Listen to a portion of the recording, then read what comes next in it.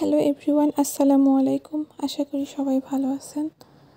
তো আজকে রান্নাটা একটু লেট হয়ে গেছিলো, কারণ আমার বর বাজার করতে লেট করে ফেলছে। তো ওকে বাজারে পাঠাই দিয়ে আমি ভাবলাম মশলাগুলো একটু তাড়াতাড়ি করে ফেলি, যেন ও আসার সাথে সাথে আমি তাড়াতাড়ি রান্নাটা করে ফেলতে পারি। তার জন্য আমি সব কিছু বেটে নিচ্ছি। এখানে আমি রসুন আর আদা ভালো করে বেটে নেব, কারণ আমার যখন আমি অল্প কিছু রান্না করি তখন আমি এভাবে শিলপাটাতেই বেটে নিই, তাহলে এতে রান্নার টেস্টটাও একটু ভালো হয়। তার জন্য আমি সব কিছুই আগে থেকে বেটে রাখছি।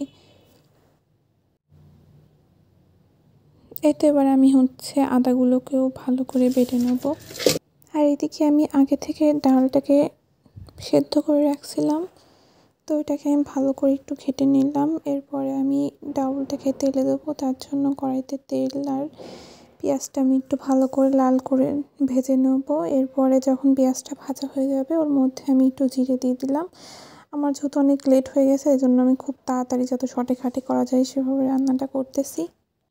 এই ডালটাকে আমি আগার উপর চড়াই দিলাম যেন ফোটে। এদিকে আমার বাজার চলে আসছে, আমি ওকে মাংস আনতে বলছিলাম, আর ওর পছন্দের পুয়ের ফল আনছে, বললো যে এটা ভেজে দাও, আমি খাবো। তো এদিকে আমি মাংসটা আনার পরে কেটে আমি ধুয়ে সব রকম মশলা দিয়ে মাখাই নেব। তো আমি এখানে আদা বাটা, রসুন বাটা, মরিচ গুঁড়া, জিরে গুঁড়া, হলুদের গুঁড়া, লবণ,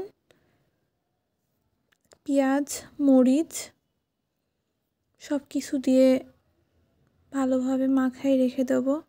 আমি বেশিরভাগ সময় এভাবে মাংসটা মাখাই রান্না করে ফেলি। এবার এটাকে আমি ভালো করে একটু মাখাই রেখে দেবো।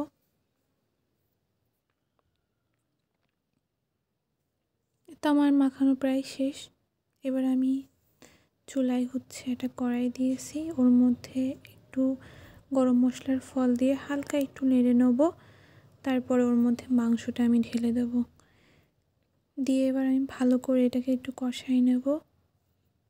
আর যত ভালো করে কষানো যাবে মাংসটা তত ভালো হবে এবং খেতেও অনেক ভালো লাগবে।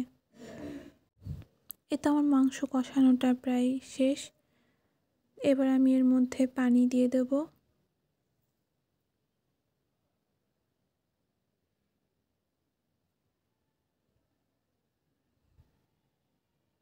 এবার একটু ভালো করে নেড়ে আমি ঢাকনা দিয়ে ঢেকে দেবো। এবার আমি অন্য চুলায় ভাজিটা করে ফেলবো, যেটা আমার হাজব্যান্ড আনছিল পুয়ের ফল। ওটা আমি হালকা একটু আলু দিয়ে ওর জন্য অল্প করে ভেজে নেব। আর এদিকে আমার মাংস রান্নাটাও প্রায় শেষ। এর উপরে আমি গরম মশলার ফল ছিটিয়ে দিলাম। এই তো আমার রান্না সব শেষ। এবার আমি খেতে বসে গেছি। আর সত্যি বলতে তাড়াতাড়ি রান্না করেও রান্নাটা খুবই মজা হয়েছিল, আমার হাজব্যান্ডেরও অনেক পছন্দ হয়েছিল। এই তো আমি আমার খাবারটা খেয়ে নেব।